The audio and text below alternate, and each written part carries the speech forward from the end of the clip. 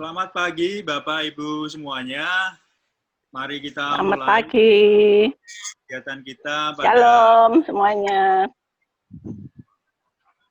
pagi hari ini. Dan seperti yang sudah direncanakan dan sesuai dengan jadwal kegiatan kita, hari ini kita memperkuat akar kita dengan belajar bersama tentang jaminan keselamatan yang nanti akan disampaikan oleh Pak Edi. Dan untuk memulai kegiatan ini, kita akan mulai bersama dengan menyanyi ya, satu lagu. Kita ingat bagaimana kasih Allah dalam kehidupan kita. Kita buka PPR kita dari PPR 2 nomor 61, seperti yang diminta oleh Pak Edi tadi ya.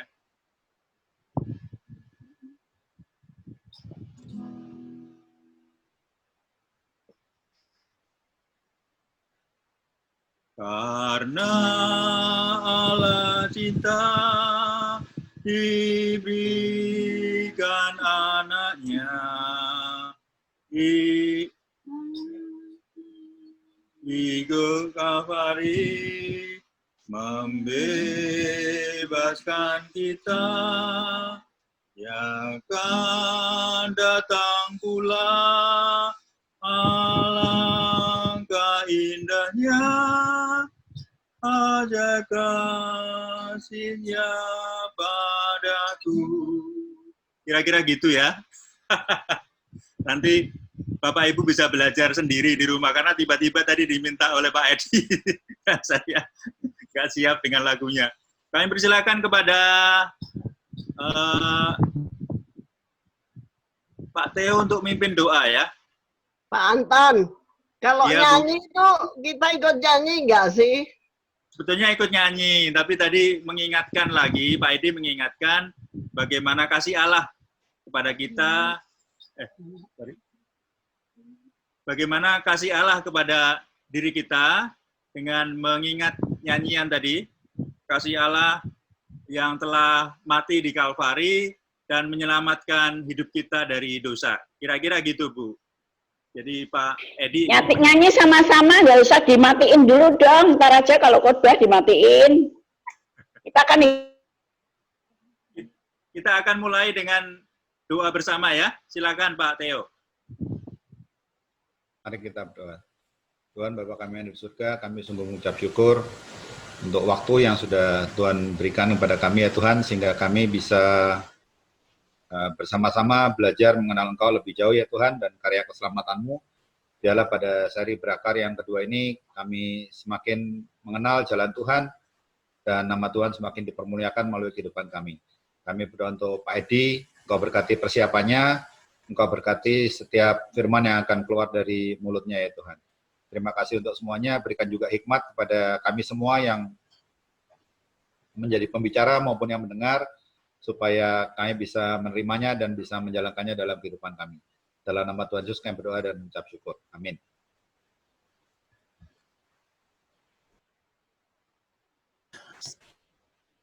Ya, rasanya kita memang sudah pada kangen mau ketemu dan mau nyanyi bersama begitu ya.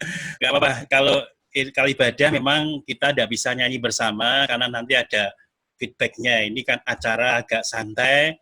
Yuk kita pakai sama-sama buka mic-nya semua, yuk kita nyanyi, gak apa-apa, yuk sekarang kita nyanyi ya. Coba apa enggak ya? Iyalah, buka mic-nya aja, nyanyi sama-sama. Gitu ya. Aku nggak mau milih salon, mati gitu ya. Lagu tadi bisa nggak ya? Karena Allah cinta. Apa enggak? Karena Dibuka buku. Oh, ada bukunya? Ada Pak, udah siap. Wah, udah siap. Oke, nanti Pak Anton nyanyi, saya kasih teksnya sebelum nyanyi ya. Oke, karena Allah cinta diberikan anaknya. Yuk kita nyanyi sama-sama ya. Karena Allah cinta diberikan anaknya, mati di Kalvari. Mati di Kalvari, membebaskan saya, ia akan datang pula, alangkah mulia, alangkah mulia, ajaib kasihnya padaku, kasihnya padaku. Sekali lagi, karena Allah cinta. Karena Allah diberikan mati di Kalvari, mati di Kalvari, membebaskan saya, ia akan datang pula, alangkah mulia,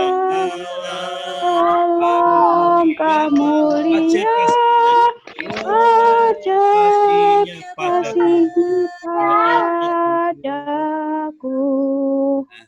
Lumayan diobati ya kangennya, kita nyanyi sama-sama karena kita udah 3 bulan ini kita datang sama-sama, kalau ibadah juga yang nyanyi satu orang lainnya kan ya. Bapak sekalian, waktu ibadah Bapak Ibu menahan kangennya ya, menahan kangennya. Kalau ibadah, kalau kita masuk suaranya itu nanti jadi kacau, seperti ini kacau, tapi kita ini bukan masalah kacau, nggak masalah, tapi kangennya diobati.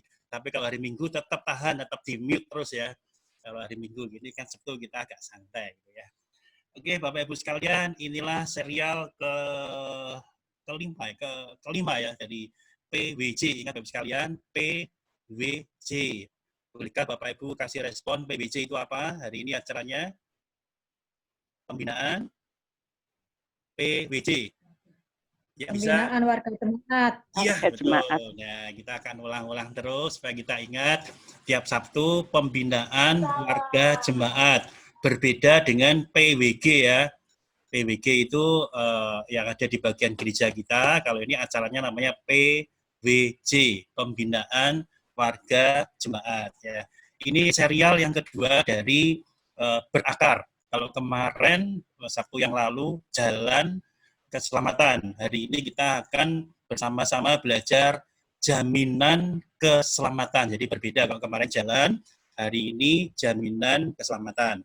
Ya, nanti sepanjang saya menyampaikan, kalau Bapak Ibu mau menambahkan atau mempertanyakan, silakan langsung dibuka di-unmute, langsung tanya, langsung kasih masukan, nggak apa-apa. Kita saling mengisi gitu ya. Saya bukannya membuat bahan ini, tetapi saya belajar, dan sekarang saya belajar dengan Bapak Ibu semua. Jadi kita saling melengkapi. Pada Sabtu yang lalu, saya memulai dengan satu hal yang Bapak Ibu juga sudah dengar, yang mengikuti, bahwasanya ada orang-orang yang bergumul tentang keselamatannya. Kemarin belum sempat terjawab tuntas, tapi hari ini saya pikir setelah kita sama-sama belajar, kita mengerti bahwasannya apakah kita diselamatkan itu berubah atau tidak, hari ini terjawab tuntas. Jadi materi ini supaya kita bisa mengerti apakah kita sudah diselamatkan atau yang lain, apakah keselamatan itu bisa hilang. Oke, kita akan mulai segera. Hari ini sekali lagi temanya jaminan keselamatan. Nah, kalau Bapak Ibu mungkin pernah melihat atau kita mengerti fungsi dari sebuah jangkar. Jadi jangkar itu dipakai oleh untuk merapatkan atau mengikat kapal yang sedang berlabuh. Jadi kalau ada kapal yang besar itu mau berlabuh, pasti yang dilempar pertama adalah jangkarnya terlebih dahulu. Nah, Bapak Ibu sekalian, kita mengerti, oh jangkar yang tidak begitu besar, tetapi bisa memastikan bahwa kapal yang besar itu, dia tidak lari lagi ke lautan, tetapi tetap ada merapat di sesuai dengan tempat dia ingin berlabuh gitu. Nah, inilah fungsi daripada jangkar yang sesungguhnya.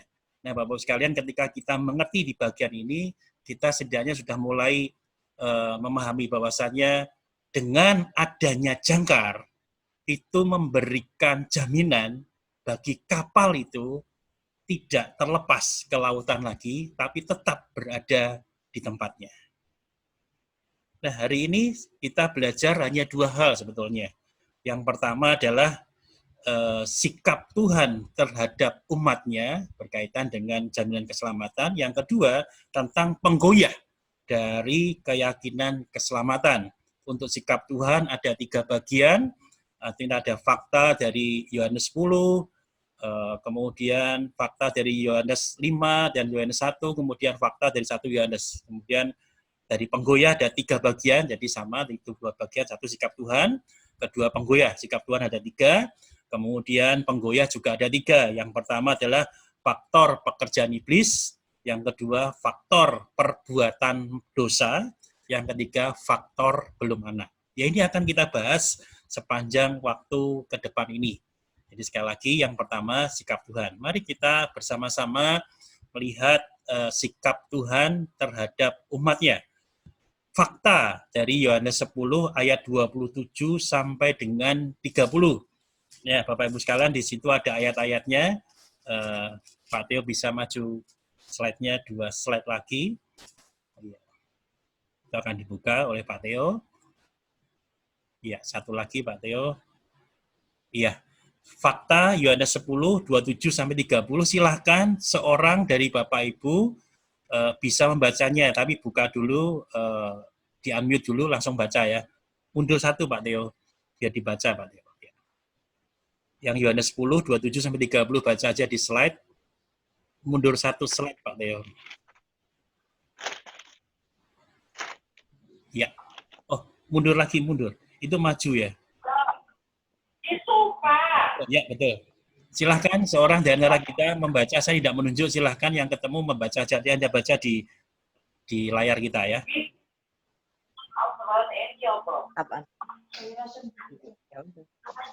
Yohanes 10 ayat 27 sampai 30. Domba-dombaku mendengarkan suaraku, dan aku mengenal mereka, dan mereka mengikut aku. Dan aku memberikan hidup yang kekal kepada mereka. Dan mereka pasti tidak akan binasa sampai selama-lamanya. Dan seorang pun tidak akan merebut mereka dari tanganku. Bapakku yang memberikan mereka kepadaku lebih besar daripada siapapun. Dan seorang pun tidak dapat merebut mereka dari tangan Bapa. Aku dan Bapa adalah satu. Iya, terima kasih Bu Ana. Bapak Ibu sekalian, di sini saya lagi, ini yang membuat kan bukan saya dari tim Kambium. Mereka mengatakan ini fakta, tetapi saya lebih senang ini dibaca, kita membacanya dengan kebenaran, bukan fakta, karena saya sudah memberikan satu hal pada Bapak Ibu sekalian, fakta itu yang terlihat di mata kita aja, tapi kebenaran itu tidak bisa dilihat oleh mata kita, tapi kita mengerti justru di balik segala fakta itu ada kebenaran. Saya lebih mengatakan inilah kebenaran daripada Injil itu sendiri, 10 ayat 27. Jadi ada beberapa poin, ada 3 poin yang akan kita dapatkan dari ayat ini. Yang pertama bahwasanya firman ini berkata mereka pasti tidak akan binasa. Perhatikan ayat-ayat itu. Mungkin slide-nya bisa maju lagi 1 Pak Theo. Mereka pasti tidak akan binasa sampai selama-lamanya. Nah, di dalam bahasa aslinya pasti tidak akan itu ditulis dengan 2 kali kata tidak. Tidak. Nah, bahasa Indonesia menerjemahkannya dengan pasti tidak akan binasa. Jadi kalau teks bahasa aslinya mereka tidak akan binasa. Tetapi kalau bahasa Indonesia menerjemahkan mereka pasti tidak akan binasa sampai selama-lamanya. Nah, ini ingin menegaskan pada kita bahwa inilah kebenaran dari firman Tuhan.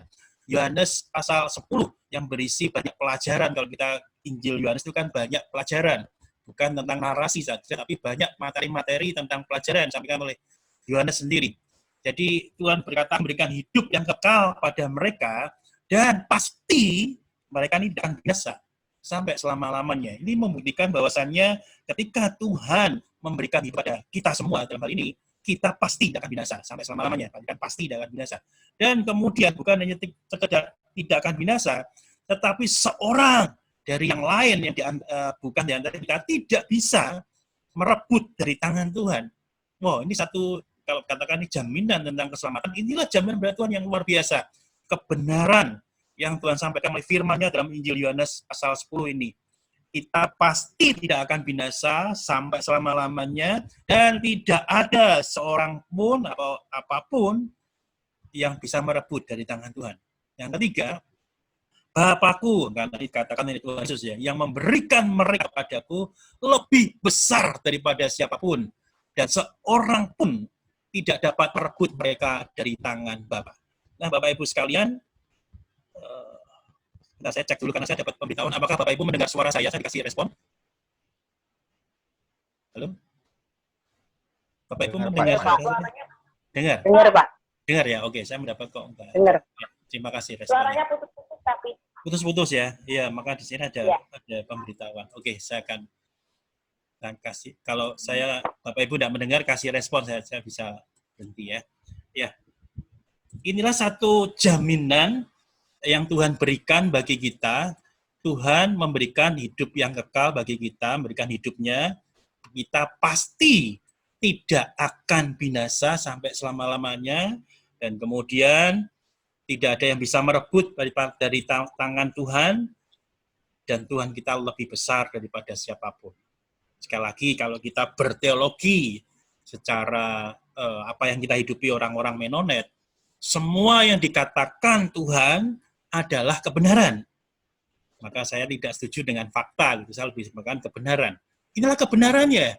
Kalau Tuhan mengatakan, artinya itulah kebenaran. Ya dan amin. Nah, kita simple. Bahasanya kita berteologi itu simple, sederhana.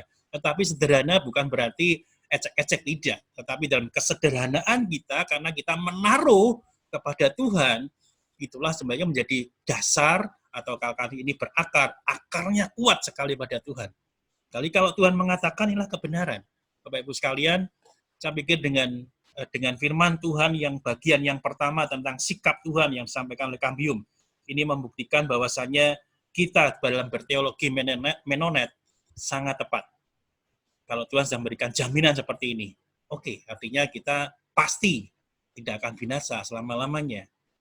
Dan nanti akan timbul pertanyaan yang lain. Oke, kita nggak sampai ke sana dulu, tapi sampai sekarang kita mengerti bahwasannya kita pasti tidak akan binasa. Ini satu hal yang menguatkan kita semua, Bapak sekalian. Jadi sebagai orang-orang percaya, khususnya sebagai orang-orang Menonet yang mempercayai pada Tuhan, yang dikatakan oleh Tuhan adalah satu kebenaran, maka kita meyakini bahwasannya kita pasti tidak akan binasa. Wow, buat saya ini satu kekuatan yang luar biasa. Tentu juga bagi orang-orang Kristen yang lain yang di luar Menonet, begitu kan. Tapi bagi kita, bedanya adalah kita tidak perlu memperdebatkan apa yang dikatakan Tuhan. Tidak perlu diperdebatkan lagi. Tapi ya, ada syaratnya enggak, Pak? Ya, dari ayat ini belum bicara tentang syaratnya, Oma. Tapi ini adalah jaminan daripada Tuhan bahwasanya kita, karena dikatakan di sini justru aku, Tuhan yang memberikan hidup kepada kita semua. Jadi kita belum bicara tentang syarat. Dan kita sebagai orang Menonet yang tadi dikatakan sederhana, tetapi itu yang simpel, tetapi itu yang simpel itu justru yang kuat. Kita meyakini sungguh-sungguh bahwasanya kita pasti tidak akan binasa.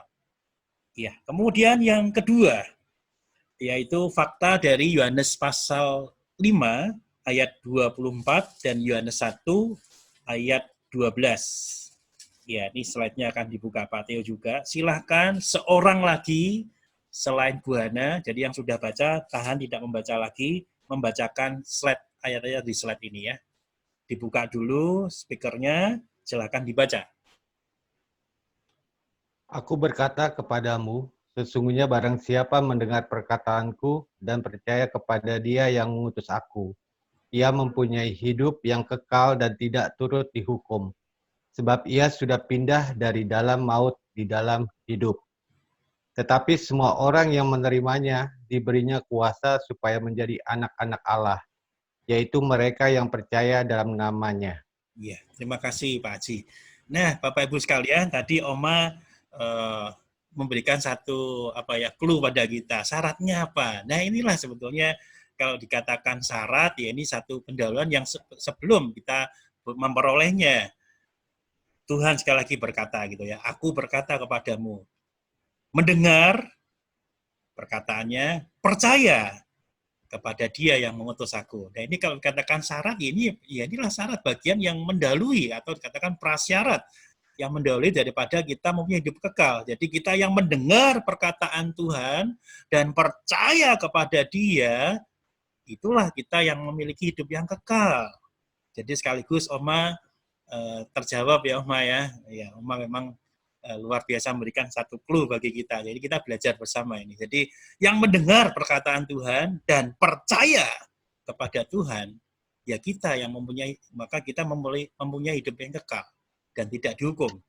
Dan Injil Yohanes pasal 1, tetapi semua orang yang menerimanya, tadi mendengar, kemudian percaya dan percaya, mendengar dan percaya, kemudian masih di Injil Yohanes pasal 1, menerimanya. Jadi kata percaya itu termasuk juga pastinya juga menerimanya, diberinya kuasa supaya jadi anak-anak Allah. Inilah jaminan daripada Tuhan sendiri yang berkata kepada kita melalui Injil Yohanes. Nah, ada sebab akibat kalau bagian ini. Jadi sekali lagi sebab akibat bisa jadi alasan atau prasyarat tadi mendengar, kemudian percaya, kemudian kita tidak mempunyai hidup yang kekal, jatuh dihukum, kemudian kita menerimanya, percaya dalam namanya, kita diberi kuasa sebagai anak-anaknya. Jadi ini lebih kepada sebab akibat, tapi bisa dikatakan ini juga jadi satu prasyarat, bukan? Bagaimana kita bisa diselamatkan, bisa kita mempunyai hidup yang kekal. Kalau kita tidak mau mendengar perkataan Tuhan dan tidak mau percaya, tidak mungkin, bukan? Bagaimana kita mau diselamatkan kalau kita menjadi anak-anak Tuhan? Kalau kita tidak mau menerimanya. Nah, ini sekali lagi harus ada tanggapan dari pihak kita. Yang ketiga, Bapak-Ibu sekalian, jadi sikap Tuhan dan umatnya ada di surat 1 Yohanes pasal 5 ayat 11 sampai dengan 13. Silakan seorang yang lain lagi membacanya. 1 Yohanes 5 ayat 11 sampai 13. Dan inilah kesaksian itu. Allah telah mengaruniakan hidup yang kekal kepada kita, dan hidup itu ada di dalam anaknya. Barang siapa memiliki anak, ia memiliki hidup. Barang siapa tidak memiliki anak, ia tidak memiliki hidup. Semuanya itu kutuliskan kepadamu, supaya kamu yang percaya kepada nama Allah tahu bahwa kamu memiliki hidup yang kekal. Iya. Terima kasih, Bu Ruth.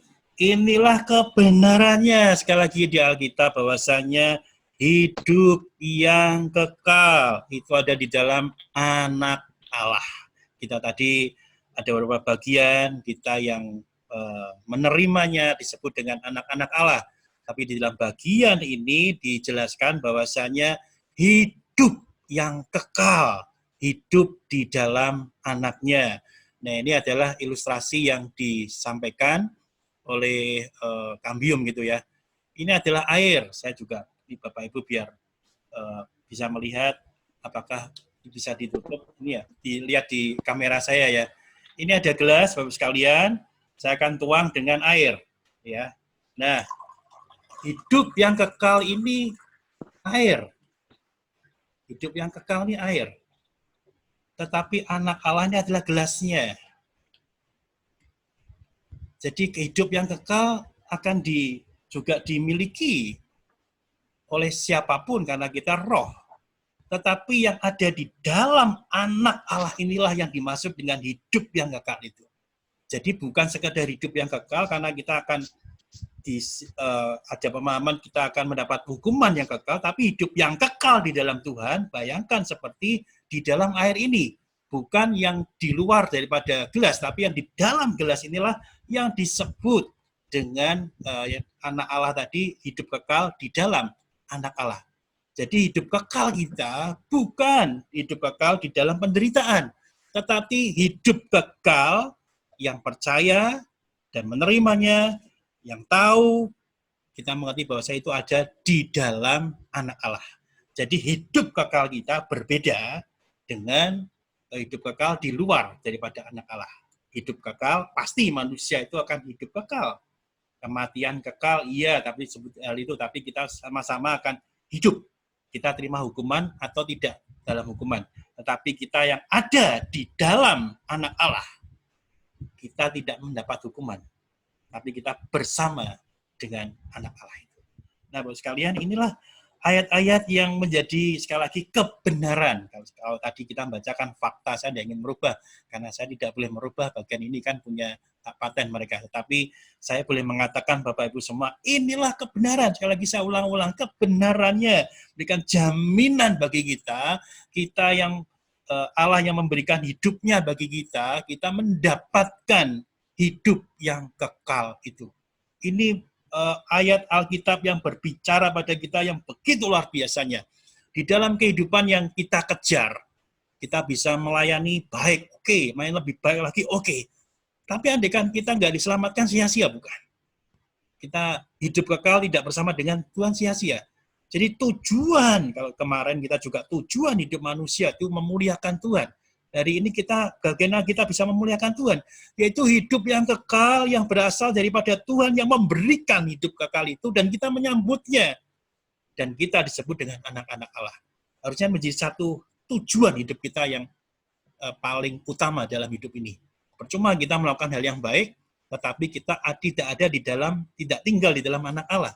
Maka kita ada di dalam kehidupan kekal, tetapi dalam hukuman. Tapi bagi kita yang di dalam anak Allah, kita akan menerima hidup kekal itu, tidak mengalami hukuman itu. Kita bersama dengan Allah, anak Allah. Nah, sikap Tuhan pada anaknya tadi ada 3 bagian, bukan dari 2 Injil Yohanes, meskipun satu bagian ada 2, tetapi kemudian dari surat Yohanes. Tapi ada ayat-ayat lainnya yang coba disampaikan oleh Kang Bium ini. Mari kita lihat, silakan seorang membaca dari Roma 8, 35, kemudian 37 sampai dengan 39. Ya, silakan seorang lain lagi. Jadi kita yang kangen-kangen untuk ketemu, sekarang kita membaca firman, untuk kita dengar bersama ya.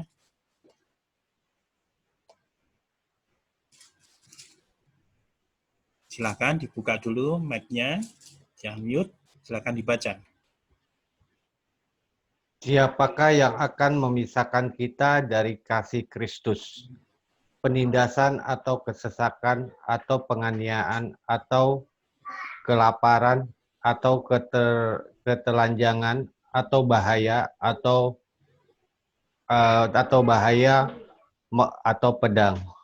Tetapi dalam semuanya itu kita lebih daripada orang-orang yang menang oleh Dia yang telah mengasihi kita. Sebab aku yakin bahwa baik maut maupun hidup, baik malaikat-malaikat ataupun pemerintah-pemerintah, baik yang ada sekarang maupun yang akan datang, atau kuasa-kuasa, baik yang di atas maupun yang di bawah, ataupun sesuatu makhluk lain, tidak akan dapat memisahkan kita dari kasih Allah yang ada dalam Kristus Yesus Tuhan kita. Iya, terima kasih Pak Haji. Iya, Pak Haji kelihatan kangen banget sama kita ya. 2 kali. Nanti bisa diserahkan ke yang lain lagi ya Pak Haji ya. Tapi terima kasih ya. Oke, saya tidak melarangnya, tapi itulah bukti kita tuh masih terus kangen gitu, pengen ketemu gitu ya. Ya Bapak sekalian, ayat ini menunjukkan juga bahwasanya inilah kebenarannya. Tidak ada yang bisa memisahkan kita daripada Kristus. Jadi ini yang berisi juga jaminan pada kita. Kalau kita sudah menjadi anak-anak Allah, tidak ada yang dapat memisahkan kita.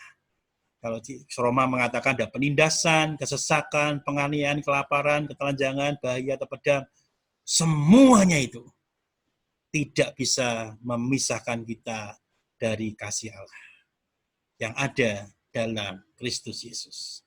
Jadi apapun yang terjadi dalam diri kita, bahkan yang tidak mengenakan sekalipun, itu tidak bisa memisahkan kita daripada kasih Allah.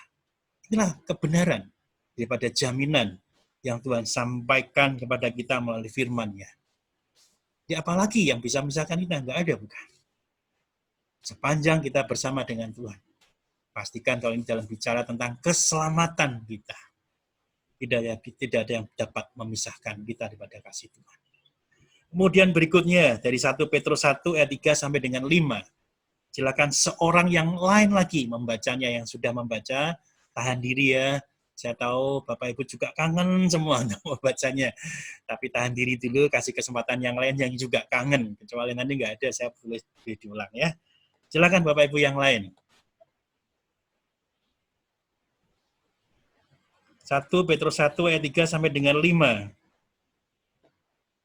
Saya baca ya, Pak. Silakan. Ya, Bu Sinta.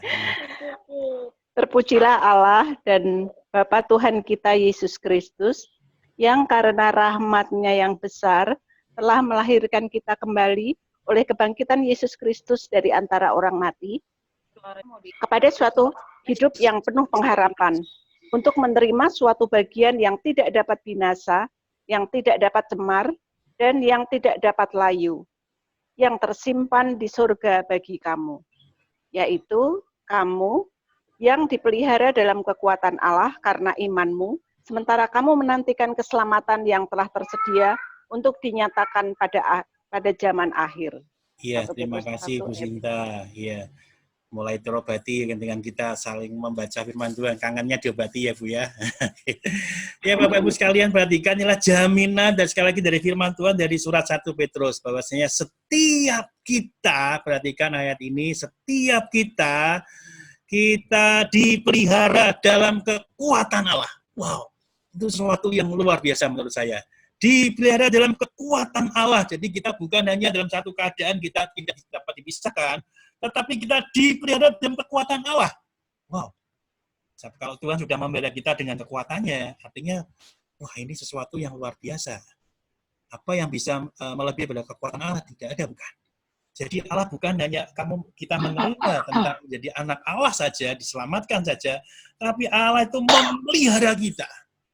Nah, kekuatan Allah. Wow. Sekali lagi perhatikan Bapak Ibu sekalian, dan kalau mau Bapak Ibu Alkitabnya bisa dikasih tanda, perhatikan ini.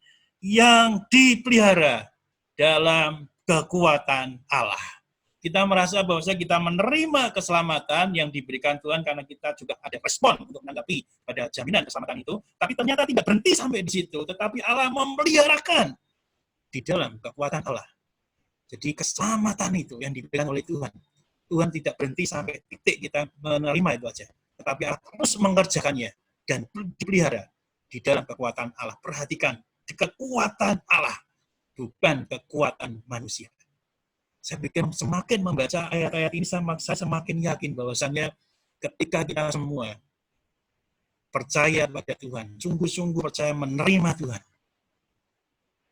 tidak ada yang bisa menggoyahkan kita. Karena yang memelihara kita itu dari Allah sendiri. Kekuatannya berasal daripada Allah. Kalau hari Kamis yang lalu, bukan Kamis kemarin, Kamis yang lalu, waktu kenaikan saya berikan satu penjelasan bagaimana tentang kuasa itu yang bekerja dengan luar biasa. Kuasa yang meledak, kalau itu masih ingat, kemudian kuasa yang bekerja terus-menerus, kuasa yang efektif, ya. Itulah kekuatan yang luar biasa yang Tuhan berikan bagi kita. Itu kan dari Allah diberikan kepada kita. Kira-kira kekuatan yang seperti itulah Tuhan memeliharakan keselamatan bagi kita. Jadi Bapak Ibu sekalian, inilah bagian-bagian dari fakta, kalau saya suka menyebutnya kebenaran-kebenaran dari firman Tuhan kita. Setidaknya kita sudah dari ayat-ayat yang kita baca ini, kita sudah semakin mengerti bahwasanya jaminan keselamatan itu, ya dan amin, diberikan oleh Tuhan. Kita yang menerimanya, kita yang percaya, kita yang mendengarnya, kita yang hidup di dalam anak Allah, Tuhan tidak ada yang memisahkan kita, dan Tuhan memeliharanya di dalam kekuatannya. Wow, apalagi yang perlu kita perdebatkan lagi? Tentu tidak ada, bukan? Bapak Ibu sekalian, yakinlah, saya ingin mengatakan Bapak Ibu sekalian, yakinlah bahwasanya keselamatan kita itu nyata, bukan menurut bayangan kita, tetapi menurut apa yang dikatakan firman Tuhan.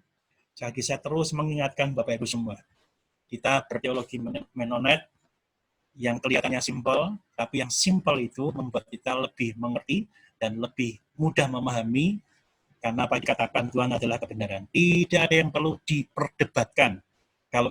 Kalau Yesus hanya manusia, kita masih memperdebatkan. Tapi karena Yesus adalah Tuhan, tidak ada yang perlu kita perdebatkan. Kalau kita memperdebatkan dia, justru kita akan memperdebatkan tentang iman kita kepada dia. Jadi apa yang dikatakan oleh Tuhan, ya dan amin, adalah kebenaran itu. Nah, sampai di sini, inilah fakta-fakta, kalau saya lebih suka kebenaran daripada firman Tuhan tentang jaminan keselamatan itu. Nah, sampai di sini sekali lagi Bapak Ibu sekalian, kalau mau mempertanyakan silahkan sebelum saya masuk ke bagian yang kedua, yaitu penggoyah. Ada ya? Nah, Salam ya, Pak Edi, ada ya Pak, pertanyaan Pak Edi. silakan Pak. Apakah keselamatan itu khusus bagi orang yang percaya? Apakah memang sudah dianugerahkan, Pak, oleh Tuhan itu sendiri untuk bagi orang yang percaya? Iya, iya Pak. Terima kasih untuk pertanyaannya Pak Haji. Ya, sekali lagi ini selalu kita belajar itu menarik. Pak Haji mempertanyakan setidaknya 2 hal. 1, nanti kalau saya salah dikoreksi ya Pak Haji ya. 1, apakah keselamatan itu hanya bagi kita yang percaya sama Tuhan? Kira-kira seperti itu ya Pak? Betul. Ya, kita dasar hidup percaya kita adalah dari Alkitab, firman Allah. Jadi kita tidak pakai sumber yang lain, karena dasar kita adalah Alkitab. Alkitab mengatakan, menjelaskan bagi kita tidak pakai buku-buku yang lain ya. Jadi kita hanya pakai Alkitab aja, karena itu firman Allah. Alkitab adalah firman Allah, itulah bagian daripada iman percaya kita. Alkitab adalah firman Allah. Nah, di dalam Alkitab itu menjelaskan kepada kita bahwasanya hanya bagi kita yang percaya kepada Tuhan. Sekali lagi, sangat eksklusif, iya. Karena itu bukan kita yang membuat. Itu adalah yang dikatakan oleh Alkitab. Dan dasar kita cuma satu, Alkitab. Nah, kalau Tuhan berbicara melalui firman-Nya, artinya ya itulah kebenaran yang kita sedang hidupi sekarang. Bagaimana nanti dengan cara yang lain? Ya kita, sekali lagi yang punya kan Tuhan. Tapi Tuhan berikan anugerah melalui Alkitab. Apakah nggak ada jalan lain? Saya tidak mengatakan, saya tidak bisa mengatakan tentang jalan yang lain. Tapi andaikan ada, itu pun hanya Tuhan, bukan hanya saya. Tapi yang jelas yang bisa saya katakan pada Bapak Ibu semua sekarang adalah Tuhan berbicara jelas melalui firman-Nya. Hanya melalui Yesus Kristus. Jelas ya Pak? Boleh satu lagi Pak? Boleh nggak buat tanya lagi Pak? Boleh Pak. Oke. Ini kan tadi kan saya dengar bahwa memang keselamatan itu kan bukan hanya kita sekedar baik aja gitu ya Pak ya. Benar ya Pak ya? Tadi saya dengar gitu. Terus atas bagaimana kita itu menjaga keselamatan yang dari Tuhan Yesus Kristus itu sendiri, Pak? Ya. Maksudnya menjaga apa ya, Pak? Menjaga keselamatan, maksudnya biar kita itu, kan kita memang bagi orang percaya itu kan sudah dianugerahkan keselamatan. Nah, bagaimana menjaga keselamatan yang Tuhan sudah berikan ke kita gitu loh, Pak, maksud saya. Iya. Itu aja sih, Pak. Iya, Pak.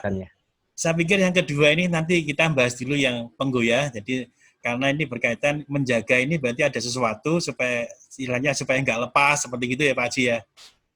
Baik. Begitu kira-kira ya. Nah, ini bagian yang kedua nanti bisa terjawab. Tapi tadi pertanyaan yang pertama tadi, yang kedua saya malah lupa pertanyaannya apa ya Pak? Apakah sudah saya menjawab? Saya baru menjawab satu bagian. Yang lain Bapak Ibu bisa mengingatkan pertanyaan Pak Haji yang kedua tadi? Ditanyakan pertama, tapi pertanyaan kedua saya malah lupa.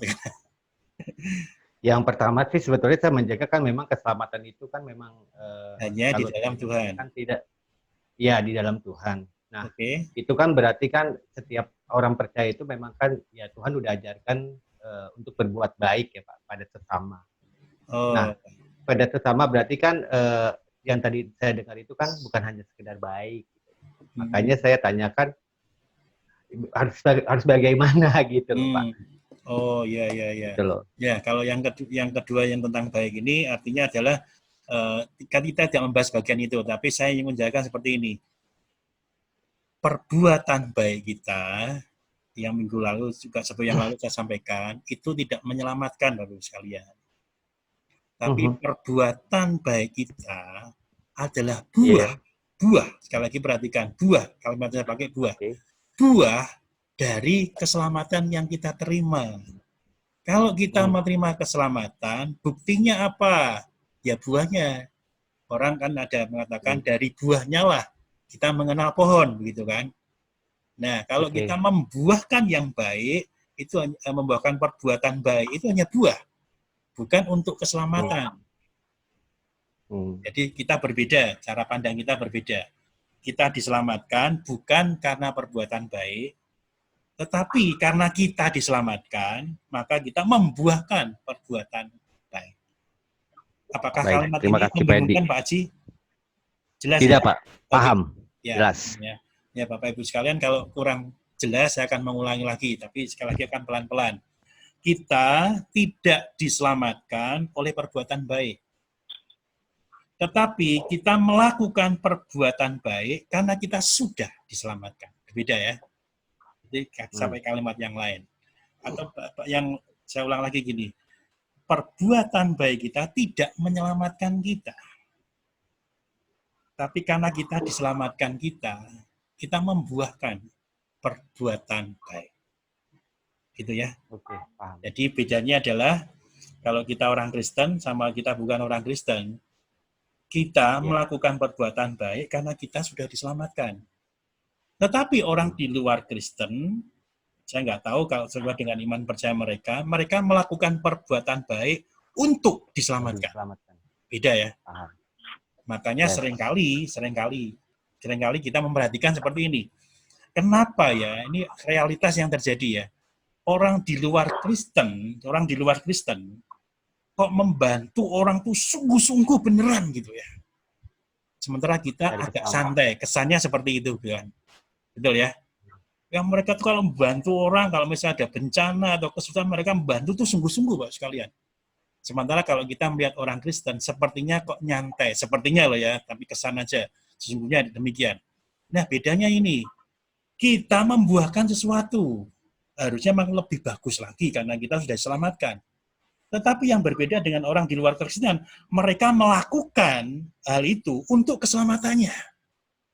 Jadi mereka berpikir, semakin saya banyak membantu, saya akan diselamatkan. Beda bukan?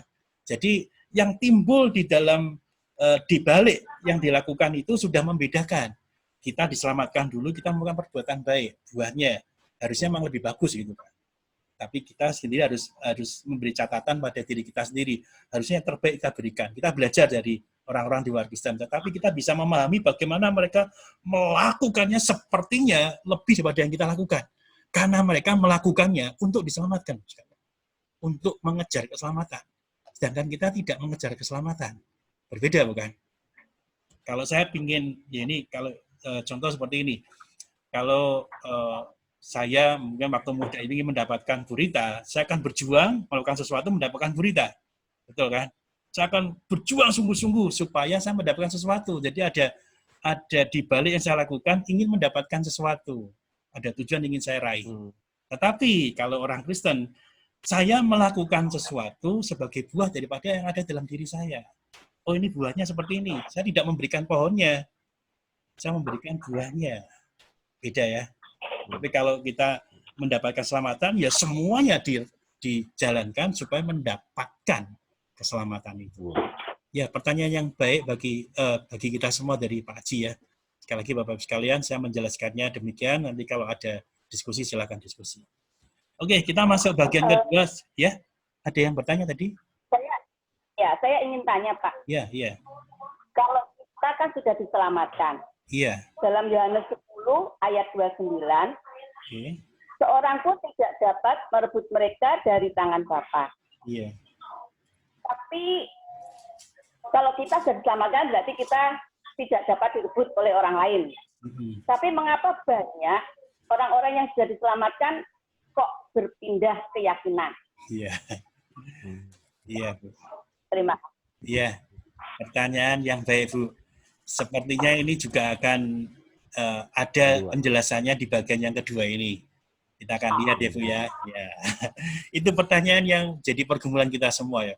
Ini kita melihat faktanya, kan membedakan fakta dan kebenaran. Faktanya, saya melihat dia dibaptis, dia mengaku percaya. Tapi kebenarannya kan kita nggak bisa lihat. Orang itu betul-betul sudah terima Tuhan atau tidak. Sekali kebenaran dan fakta berbeda. Tapi mari kita bersama belajar bagian yang kedua ini. Semoga nanti apa yang menjadi pertanyaan dari Pak Haji dan Bu Hana yang juga mewakili kita semua, adanya mulai terjawab ya. Oke, bagian yang kedua, yaitu penggoyah keyakinan keselamatan.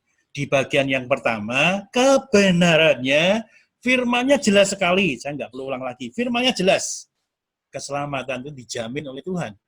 Tetapi, sekali lagi, ada bagian di mana menjadi penggoyah keyakinan keselamatan. Ada 3 bagian. Yang pertama adalah faktor pekerjaan iblis, yang kedua faktor perbuatan dosa, yang ketiga faktor belum anak. Apa itu ya? Yuk kita sama-sama belajar. Nah, Bapak-Ibu sekalian, faktor penggoyah keyakinan keselamatan yang pertama adalah faktor pekerjaan iblis. Mari kita membaca satu orang lagi yang belum membaca. Silakan membaca slide yang ada di depan kita ini. 1 Petrus 5 ayat 8 dan 9. 1 Petrus 5 ayat 8 sampai 9. Sadarlah dan berjaga-jagalah. Lawanmu si iblis jalan keliling sama seperti singa yang mengaum-ngaum dan mencari orang yang dapat ditelannya. Lawanlah dia dengan iman yang teguh, sebab kamu tahu bahwa semua saudaramu di seluruh dunia menanggung penderitaan yang sama.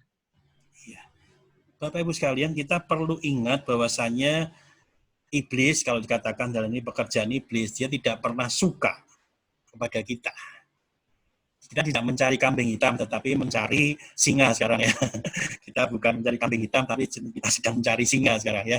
Digambarkan seperti singa yang mengaum-ngaum dapat mencari orang yang dapat ditelannya. Nah, ketika kita tadi kalau jaminan keselamatan dari kebenaran itu kita meragukan, di bagian inilah sebetulnya kita bisa ditelan oleh iblis. Perhatikan, jaminannya jelas oleh Tuhan sendiri. Tapi ketika kita ragu di bagian itu, artinya iblis yang tidak senang dengan kita digambarkan oleh singa tadi, sewaktu-waktu bisa menelan kita. Jadi ancaman, gertakan, permusuhan, tipu daya, bujukan, bisikan daripada iblis ini, sewaktu-waktu bisa menelan kita. Bapak Ibu perhatikan bahwasannya ketika iblis siap setiap waktu, kita bisa apa melawan iblis? Bapak Ibu jangan pernah berpikir kita bisa melawan iblis. Tidak mungkin menang, Bapak Ibu sekalian. Kita tuh masih daging. Iblis yang dikatakan itu adalah setan, itu menurut yang kita pelajari, itu dari malaikat yang melawan Tuhan dan dukung Tuhan. Lucifer, kan seperti itu, sejarahnya katanya demikian. Nah, kalau dia bukan dari daging, bagaimana kita bisa melawan dia? Tidak mungkin menang, kan? Jadi jangan pernah, si iblis setan bawa kemari saya lawan. Enggak, kita enggak mampu. Saya katakan pada kita enggak mampu melawan iblis. Tetapi sekali lagi firman itu juga mengingatkan kita semua segala yang menjadi tipu daya, bukan bisikan, ancaman, gertakan, musuhan dari iblis ini, Tuhan suruh melawan, ayat 9 tadi kan. Lawanlah dia dengan iman yang teguh. Perhatikan, iman yang teguh. Sebab kamu tahu bahwa semua dalam seluruh dunia menanggung penderitaan yang sama. Jadi kita melawan dengan iman yang teguh.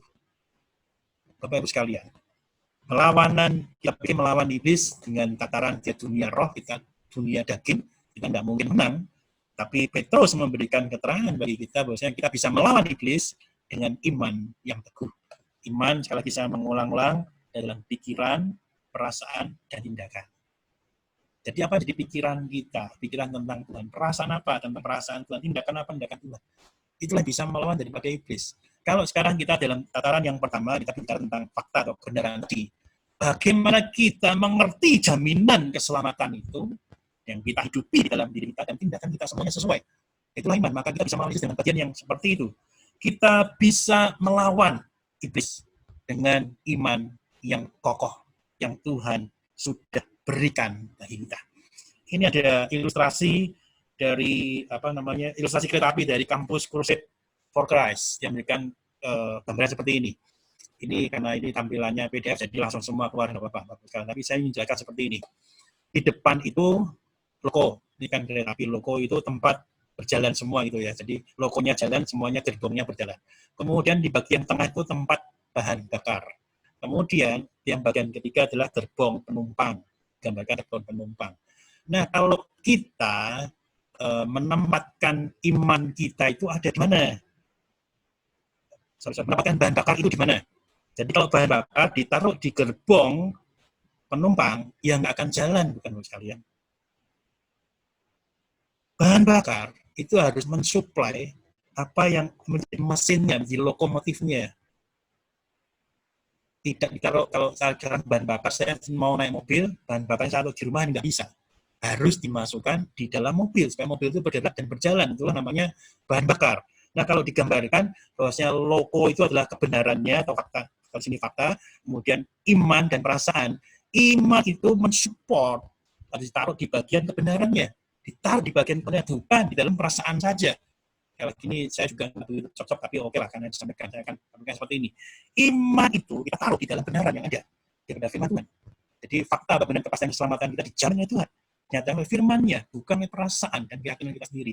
Jadilah iman. Jadi kita coba dibedakan tentang kebenaran, tentang iman dan perasaan. Tapi kalau saya bilang iman itu kan ada perasaannya juga. Tapi ini coba bedakan. Jadi maksudnya perasaan ini menurut saya sudah diselamatkan. Kira-kira seperti itu. Jadi bukan perasaan yang ada di dalam iman itu, tapi perkiraan. Jadi iman itu harus taruh di dalam kebenaran. Bukan menurut saya, hanya perasaan aja. Menurut perkiraan saya aja. Nah, ilustrasi ini sudah mengingatkan kita bahwasanya iman kita harus ditaruh di dalam kebenaran. Kalau ini bahasanya fakta. Iman kita adalah kebenaran. Kebenarannya apa? Jelas tadi di bagian pertama kita bahas demikian. Jadi kalau kita sudah memahami bahwa iman kita ditaruh pada kebenaran, jelas kita diselamatkan. Kita menjadi anak-anak Allah. Tidak ada yang merabut kita. Jadi bagaimana dengan faktor pada iblis tadi? Iblis yang berjaga setiap saat.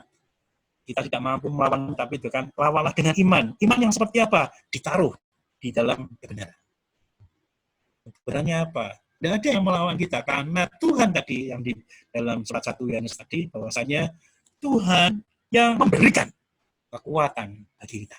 Yang menyertai, dan dia memberikan kekuatan bagi kita. Itulah kebenarannya. Jadi kita taruh iman kita di dalam kebenaran firman Tuhan.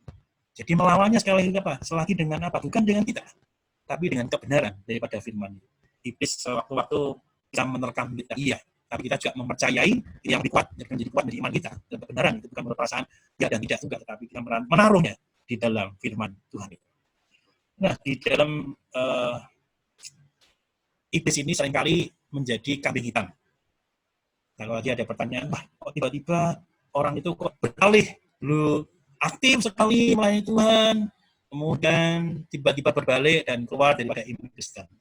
Atau mungkin juga faktor yang lain, karena mungkin juga karena yang sering terjadi, yang bukan sering lagi, ya banyak, kan sering banyak juga kasus di mana kita anak-anak Tuhan mendapat jodoh bukan dari anak Tuhan, dan kemudian keyakinannya berubah. Nah, sekarang bagaimana dengan seperti itu? Kita nggak bisa menghakimi, bukan? Tetapi setidaknya kalau kita bicara iblis, bukan iblis kambing hitamnya. Tetapi apakah iman yang mendasari keselamatan kita itu dibangun di atas daripada kebenaran? Kalau kita menaruh kebenaran, iman kita dalam kebenaran iman Tuhan, rasanya nggak mungkin goyah lagi, bukan?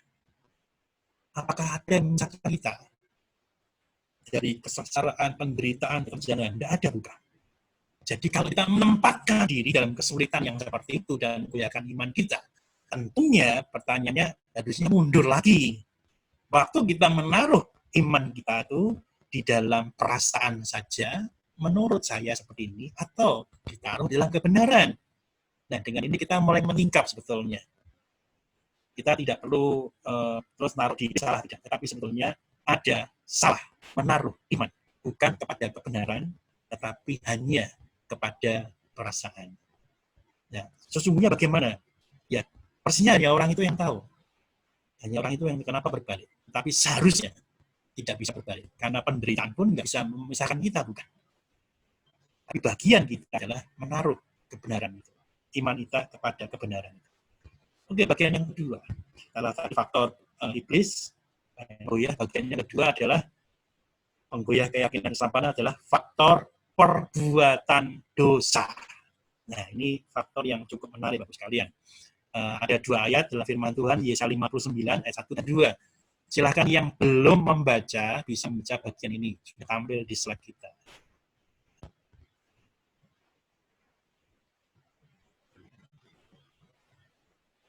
Oh, ada yang membaca, Bapak sekalian?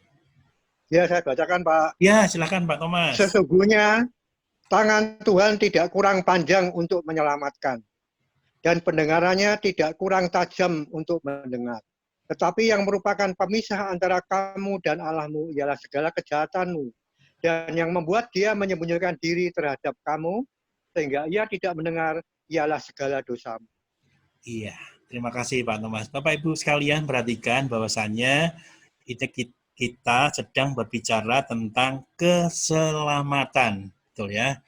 Nah, yang menggoyahkan keyakinan keselamatan di bagian ini adalah seringkali, atau kalau ngomong seringkali ya banyak lah ya, faktor perbuatan dosa.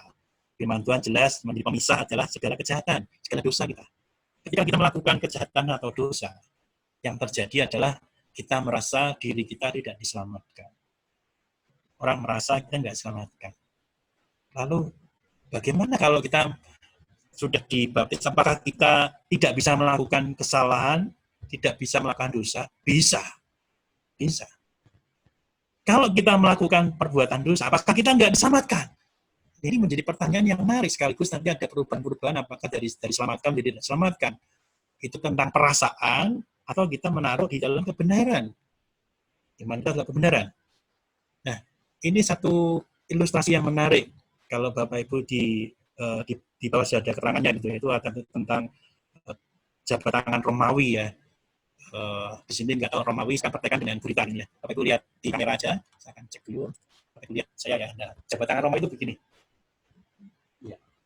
Bapak Ibu bisa lihat, oke, ini nah, kelihatan. Kelihatan ya. Jadi saya memegang di dekat siku Burita memegang di siku bagian saya. Ini jabat tangan Romawi seperti ini. Tapi sekarang jangan lakukan ya jabat tangan, kalau kita harus physical distancing. Tapi jabat tangan Romawi begini, kalau kita kan begini. Nah, jabat tangan ini, kalau Romawi ini. Nah, lebih nempel gitu, lebih panjang juga. Nah, ilustrasi ini mengingatkan kita gini. Kalau orang Romawi, di satu bagian dilepas, tetapi sepanjang satu orang tidak melepas, tetap ada di bagian yang tidak bisa tetap bagian yang sama begitu kan. Tidak mau lepas. Sebenarnya kalau tangan pun ini juga sama, cuma rasanya jadi sakit gitu. Tapi kalau ini tidak, karena tetap satu dilepas, satu dipegang gitu. Di bagian yang kuat. Apakah perbuatan dosa itu menghilangkan keselamatan? Jadi kita on off tadi. Kalau kita melakukan dosa, off dari keselamatan. Kalau kita merasa itu baik, on lagi keselamatan. Oh tidak. Jabat tangan Romawi itu bukan pada kita. Tuhan tidak pernah melepaskan kita. Sekali lagi, jaminan keselamatan tadi. Tuhan yang memberikan keselamatan melalui hidup atau kematian daripada Tuhan. Itu untuk selama-lamanya. Dia tidak pernah melepasnya. Tidak ada memisahkan dia, tidak kekuatan apapun yang sanggup melawan Tuhan. Tapi seringkali manusia yang melepas posisi itu. Nah, melepas itu digambarkan sebagai dosa kita. Jadi Bapak Ibu sekalian, bedakan sekali lagi antara posisi dan relasi. Posisi kita berdosa sekalipun, itu tetap anak Tuhan. Tidak pernah berubah. Tapi yang berbeda adalah relasi kita dengan Tuhan, Bapa kita itu yang jadi tidak enak. Ya ini lebih mudah dijelaskan. Mundur. Ini lebih mudah dijelaskan seperti ini. Kita pasti siapapun kita itu adalah anak. Belum tentu sekarang kita menjadi orang tua, belum tentu. Tapi setiap kita pasti menjadi anak, bukan? Pada waktu kita melakukan kesalahan, sekalipun saya juga mendengar ada beberapa kesaksian, ada orang tua yang marah-marah sering ngusir anaknya, kalau salah diusir semua dari rumah. Nggak boleh pulang rumah. Apakah bisa menghilangkan fakta bahwasannya anak itu bukan anaknya? Tidak, bukan. Mau marah kayak apa, dihukum kayak apa, meskipun anaknya melakukan kesalahan, tetap anak. Inilah posisi tidak pernah berubah. Kita bisa melakukan dosa, iya, tetapi kita tetap anak Tuhan. Yang berbeda adalah relasi kita dengan Tuhan. Relasi anak dan orang tuanya mungkin ya canggung lagi karena kita melakukan kesalahan kita. Tidak enak, bukan? Ya kalau ada orang tuanya mungkin melipir sedikit, so nggak ketemu dikit sebentar, sampai nanti baik baru kita ngobrol lagi. Jadi faktor penggoyah keyakinan keselamatan yang dikatakan bahwasannya kita melakukan dosa itu off dari keselamatan, saya katakan Bapak Ibu tidak, bukan on dan off. Tapi kita tetap anak Tuhan. Hanya relasi kita yang berbeda. Dan itu yang harus kita bangun terus. Nah, bagaimana membangun relasi dengan Tuhan ketika kita melakukan dosa? Ayat berikutnya, di dalam 1 Yohanes 1 ayat 9. Silakan seseorang membaca bagian ini. 1 Yohanes 1 ayat 9.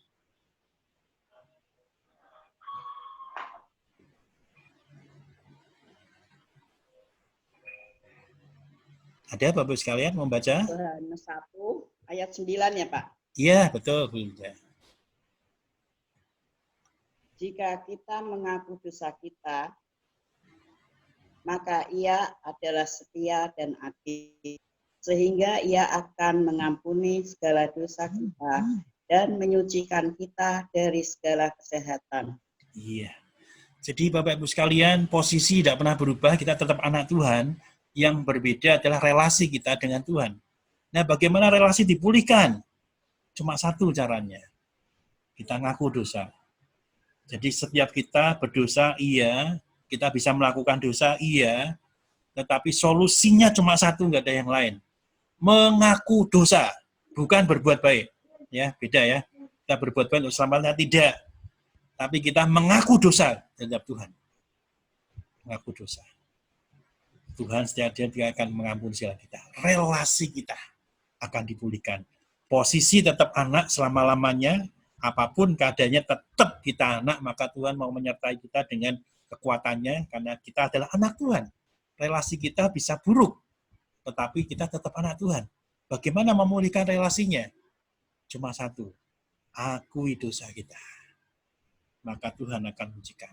Nah, di dalam Tuhan mengaku, ketika kita mengaku dosa, maka harus ada pengampunan daripada Tuhan, bukan? Bagian ini kita kan ada dua bagian tadi, tentang posisi dan relasi. Jadi pengampunan secara hukum. Jadi Tuhan bahkan menuntaskan melalui penebusan Kristus yang mati di kayu salib untuk menjamin kebebasan kita dari hukuman dosa dan menjadikan kita anak Tuhan.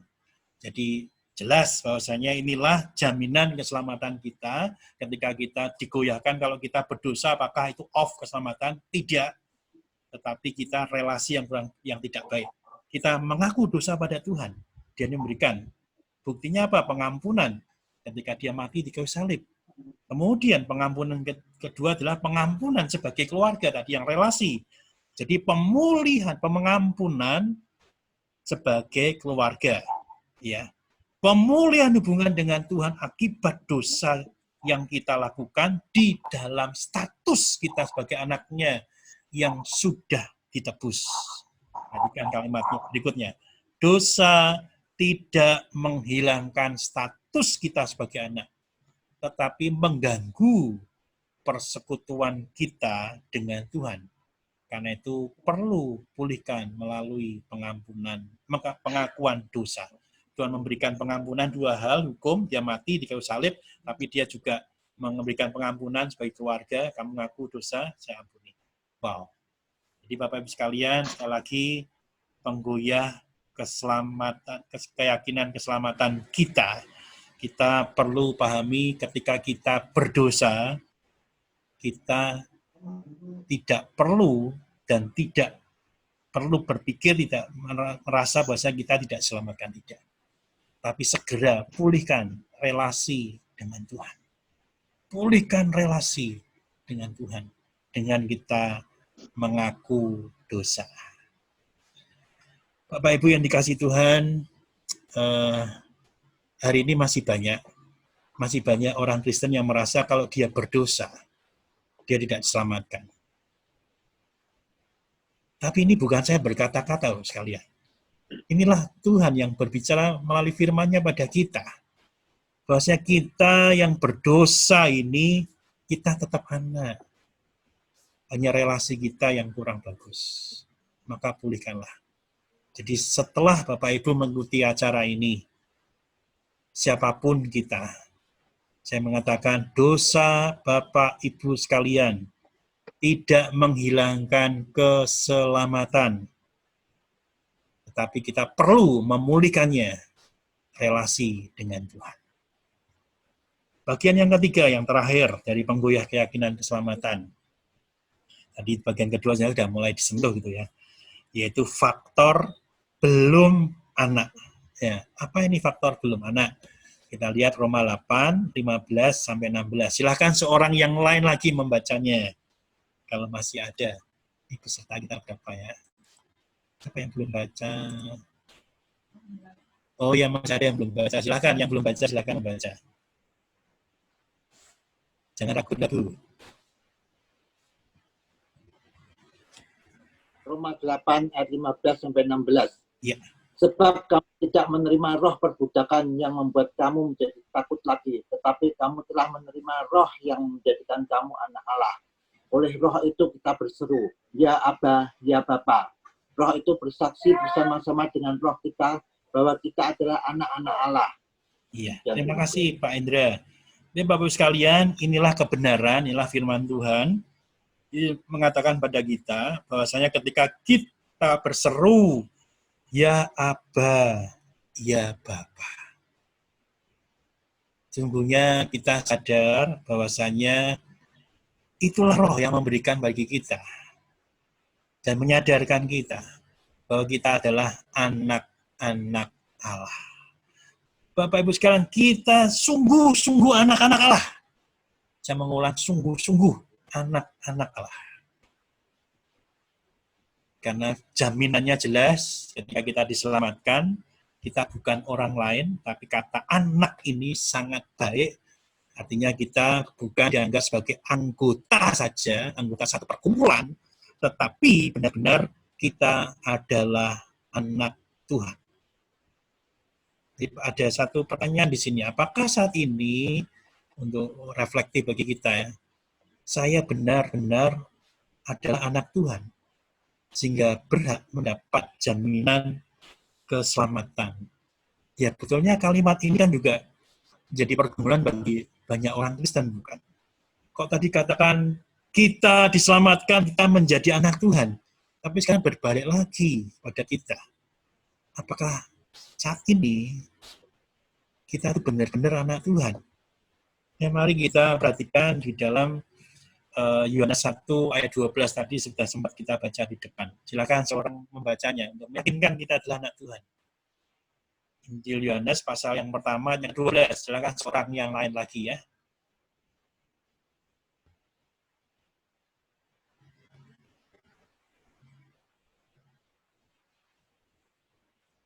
Silakan Bapak Ibu, satu ayat aja.